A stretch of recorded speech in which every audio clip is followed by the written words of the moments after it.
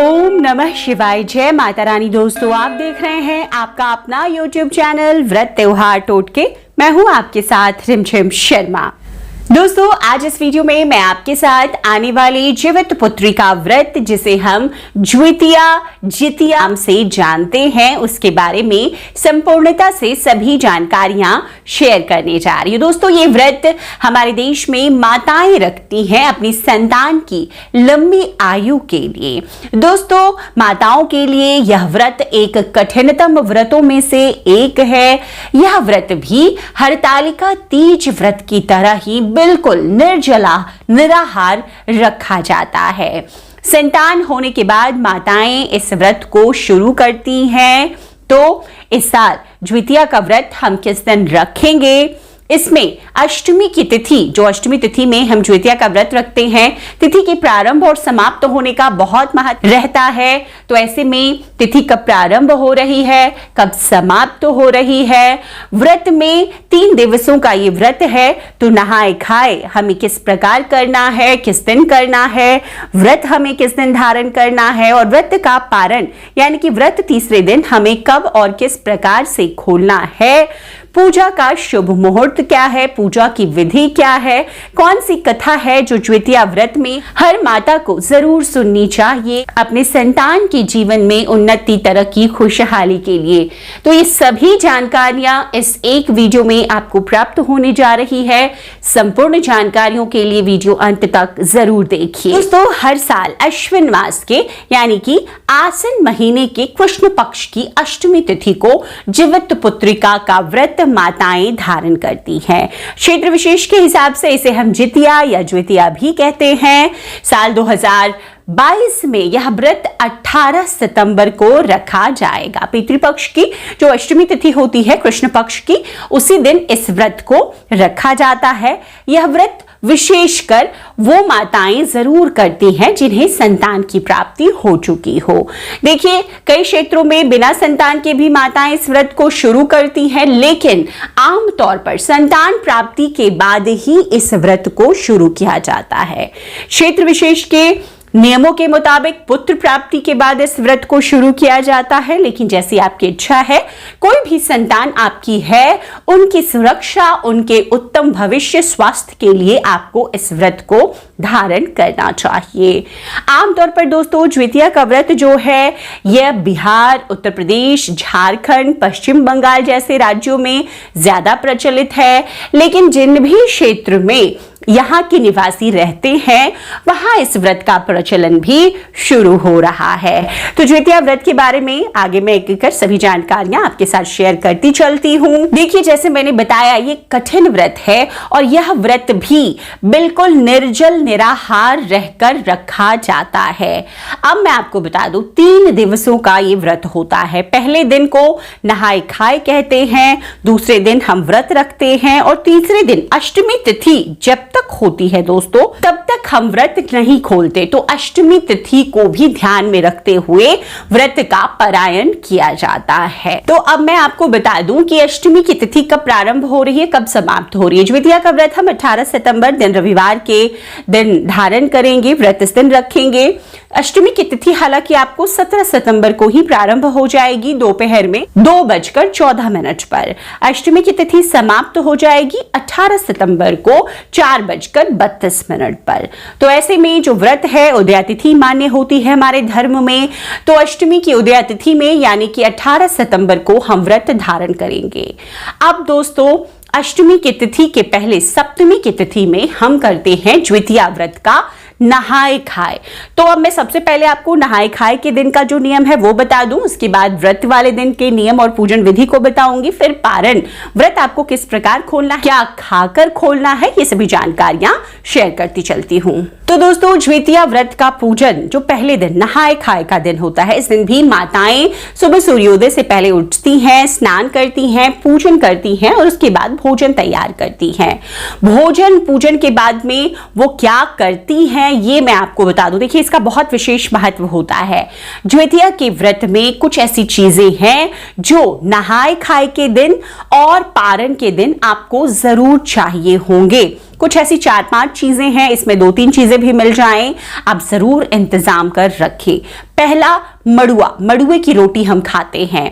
मड़ुआ यानी कि रागी, जो कि आजकल बड़ी आसानी से गांव से लेके शहर तक में मिल जाता है। तो आप मड़ुए का आटा रखेंगे, साबुत मड़ुआ मिल जाए आप वो भी रख सकते हैं, क्योंकि विधि नियम के लिए अगर आटा नहीं मिल पा रहा है तो इससे भी आप विधि नियम पूरे कर सकते हैं। दूसरी वो चीज होती है मटर, दानेदार मटर होता है ये, जिसमें काले काले दाने होते हैं। हमारे यहाँ इसे कुशी केराव बोला जाता है, केराव मतलब मटर, तो कुशी केराव चाहिए होता है। तीसरी चीज चाहिए होती है आपको नोनी का साग, छोटे छोटे से दाने होते हैं ये साग के, दानेदार जैसा ये साग होता है, बहुत छोटे छोटे पत्ते होते हैं, लाल और हरे रंग का, लाल रंग की इसकी डंठल होती है और हरे रंग के छोटे छोटे पत्ते, जो कि आपको ज्योतिया व्रत के समय मिल जाते हैं आसानी से। मैं नोएडा में रहती हूँ, मुझे भी यहाँ उपलब्ध हो जाता है। तो नोनी का साग चाहिए।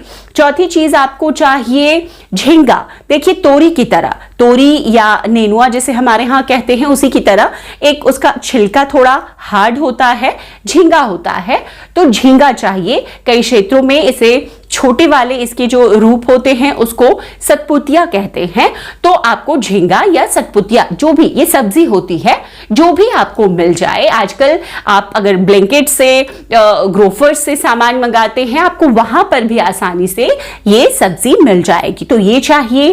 पोई का पत्ता, पोई का साग बनता है, पत्ता आपको मिल जाए, उसके पकौड़े बनाएं। तो ये 4-5 चीजें हैं जो कि आपको अरबी कंदा या ओल, सूरन जैसे हम कहते हैं, वो भी चाहिए होता है, तो वो अगर मिल जाए। देखिए ये 5-6 चीजें मैंने आपको बताई है, इसमें से 2-3 प्रकार की चीजें भी मिल जाती हैं, तो आपको नहा खा के दिन और व्रत के पारण वाले दिन के लिए जरूर रखना चाहिए। दो जो सबसे विशेष चीजें हैं वो मड़ुए की रोटी है और नोनी का साग है, तो आप ये 2 चीजें या कुशी केराव, ये इनमें से 2 चीजें भी कम से कम आपको जरूर रखना चाहिए। अगर नहीं है तो आप बाहर से भी मंगवा सकते हैं, आजकल देखिए ऑनलाइन सभी चीजें उपलब्ध हो जाती है।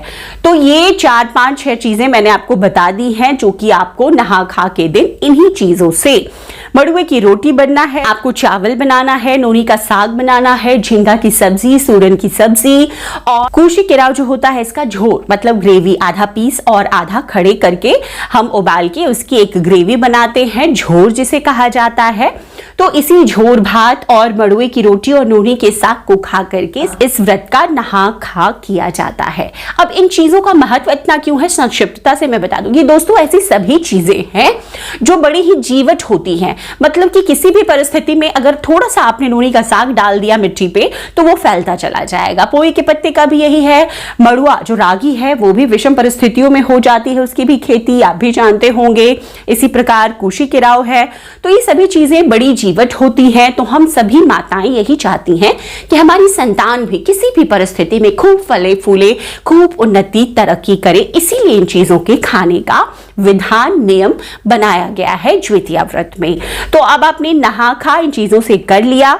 अब कितने लोग सूर्यास्त के पहले ही नहा खा कर लेते हैं, उसके बाद भोजन ग्रहण नहीं करते। तो जो भी आपके क्षेत्र का रिवाज है उस हिसाब से आप कर सकते हैं। यहाँ पर एक और नियम है, कई क्षेत्रों में देखिए नहा खा और पारण के दिन सात्विक भोजन ही बनाया जाता है, और कई क्षेत्रों में जो पारण है वो या फिर नहा खा के दिन भी तामसिक भोजन जैसे लहसुन प्याज और खास तौर पर बिहार के कई क्षेत्रों में मछली बनाने का रिवाज है।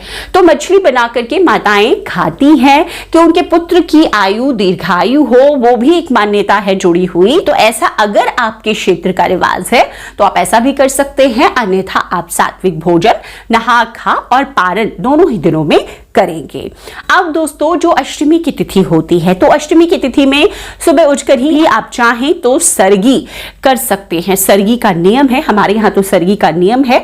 आप अपने क्षेत्र के जो नियम है वो अपनी सास या अपनी माँ से पूछ करके पहले से जरूर जान लें, अगर आप पहली बार ज्योतिया का व्रत करने जा रही हैं तब। उसके बाद में सरगी कर ले, फिर सुबह उठकर आपको स्नान आदि क्रियाओं से निवृत्त होना चाहिए, स्वच्छ वस्त्र धारण करें। आमतौर पर ज्योतिया की पूजा पूजा भी शाम में होती है। आप चाहें आपके क्षेत्र में अगर सुबह में पूजा होती है, आप सुबह में भी कर सकती हैं। इस पूजन में अब भगवान जीमूत वाहन की पूजा होती है। देखिए, ये निर्जल निराहार व्रत है, तो आप सुबह भी पूजा करके आराम कर सकती हैं। शाम में प्रदोष काल की पूजा आप करती हैं, आप उस समय भी कर सकती हैं। पूजा सामूहिक रूप से भी कर सकती हैं, आप चाहें तो अकेले भी पूजा कर सकती हैं। तो पूजा स्थल को ही शुद्ध करके आप वहीं पर भगवान जीमूत वाहन का आह्वान करके, आप जिस प्रकार से कथा की किताब में भी है कि भगवान जीमूत वाहन ने किस प्रकार रक्षा की थी माता के संतान की, तो उसी प्रकार से तो आप भी भगवान जीमूत वाहन का आह्वान कर उनकी पूजा आराधना, धूप दीप अक्षत फूल फल जो भी सीजन के हो भोग लगा करके आप पूजन को संपन्न करें। इसके बाद में जीवित पुत्रिका व्रत की कथा इस दिन जरूर सुने या पढ़ें, बहुत महत्व बताया गया है दोस्तों। तो इस प्रकार से आपको द्वितीया की पूजा संपन्न कर लेनी है। अब पूजन में जो एक और विशेष चीज है जिसका बहुत महत्व है, वो है द्वितीया का लॉकेट। देखिए, द्वितीया का लॉकेट आमतौर पर देखिए सोने का बनवा करके हमारे क्षेत्र में पहनते हैं। सास होती हैं वो अपनी बहुओं के लिए बनाकर देती हैं, या फिर जब वो नहीं रहती हैं तो अपनी किसी अगर एक बहू है तो उन्हें ही देकर जाती हैं, बहू उसे आगे धारण करती है, फिर अपनी बहू को देती है। परंपरा के मुताबिक भी ऐसा चलता है। अन्यथा सास पहली बार आपको ज्वेतिया बना करके रख सकती हैं आपके लिए पूजन में, और फिर आप उसे धारण करेंगे। नौके के आकार का देखिए एक लॉकेट होता है सोने का, उसे लाल रंग के धागे में हम धारण करते हैं। लाल रंग के धागे या लाल रंग के मोतियों में आप उसे पिरो करके धारण कर ले। ज्वेतिया व्रत के पूजन में इसे रखा जाता है आपकी जितनी भी संतान है उनके नाम से, और उसके बाद में माताएं इस लॉकेट को धारण करती हैं। आप चाहें तो 1.25 महीने तक लगातार इसे पहन करके फिर उतार कर रख भी सकती हैं। अगले साल फिर इसे आप पूजन करेंगी और फिर उसे धारण करेंगे। इसे बदलने की जरूरत नहीं होती है। आपने सोने का एक लॉकेट बना लिया, आप उसे सालों साल पहन सकती हैं। या फिर आपने अगर सोने का लॉकेट आपकी सास ने आपकी माँ ने नहीं दिया है, कोशिश यही करिए कि कोई बड़े आपके घर के आपको दे। अन्यथा आप बाजार में ज्वेतिया के धागे, लाल रंग के धागे, गांठ होती है, जितनी भी संतानें होती हैं उतनी उन पे, और वो धागे भी ला करके आप रख सकते हैं पूजन में, फिर उन धागों को भी आप धारण कर सकते हैं। तो इस प्रकार से ये एक विशेष नियम है जो ज्वेतिया व्रत में हर माता को जरूर अपनाना चाहिए। अब दोस्तों, अगले दिन इस व्रत का पारायण किया जाता है। पारायण के पहले सुबह आप उठेंगे, नहा धोकर स्नान करके पूजन को, भगवान जीमूत वाहन की पूजन को संपन्न करेंगे। सभी देवी देवताओं के पूजन को अपने घर में जो आप करते हैं नित्य पूजा कर्म, उसे संपन्न कर लें। फिर सीधा ब्राह्मण के नाम का सीधा और दक्षिणा आप निकाल करके रख लें। उसके बाद व्रत का पारण करेंगे। पारण आपको शुभ मुहूर्त में ही करना है। सुबह 6:10 पर इस साल 19 तारीख को ज्वेतिया का पारण है। उसके बाद आप पारण कर सकते हैं। तो आपको पारण में अब क्या खाकर पारण करना है ये भी महत्व रखता है। देखिए दोस्तों, ज्वेतिया के व्रत में जो चीजें मैंने बताई हैं उन्हीं में से कम 2 चीजों को आप निगल करके पारण करेंगे। जैसे कि झींगा के बीज, साबुत बीज आप 5 दाने निकाल लें, नोनी का थोड़ा सा साग रख लें, मड़ुए का थोड़ा सा आटा रख सकते हैं आप, या फिर 4-5 दाने मड़ुए के आप ले लें और उसे दूध के साथ में निगल करके आप व्रत को खोल लें। उसके बाद में जो भी भोजन आपके यहाँ सात्विक भोजन से पारण करना है तो आप पारण कर सकते हैं। और जैसा मैंने बताया कि कई क्षेत्रों में मछली खाने का रिवाज होता है ज्वेतिया के पारण के दिन में, तो आपके क्षेत्र में अगर ऐसा रिवाज है आपके घर का, आपके कुल का, तो आप वैसा भी कर सकते हैं। इसमें कोई मनाही नहीं होती है। तो दोस्तों, साल 2022 में इसी प्रकार आने वाले ज्वेतिया व्रत को संपूर्ण आप करें पूरे विधि विधान और नियमों के साथ। कोई भी अन्य जानकारी चाहिए आप कमेंट बॉक्स में कमेंट कर मुझसे जरूर पूछें। ज्वेतिया की संपूर्ण पूजा विधि, जो खाने की चीजें हैं, जो दान की चीजें हैं, ये सभी वीडियोस मैंने आपके साथ शेयर किए हुए हैं। उन वीडियोस को भी आप जरूर देखें। उम्मीद करती हूं वीडियो में दी गई सभी जानकारियां आपके लिए उपयोगी साबित हुई होंगी। अगर वीडियो पसंद आए तो लाइक कीजिएगा, आगे अपने दोस्त परिवार मित्रजनों तक जरूर शेयर कीजिए। चैनल पर अगर नए आए हैं दोस्तों तो इसी तरह की जानकारियों के लिए चैनल को सब्सक्राइब करना ना भूलें। वीडियो देखने के लिए बहुत बहुत शुक्रिया। जय माता रानी, हर हर महादेव।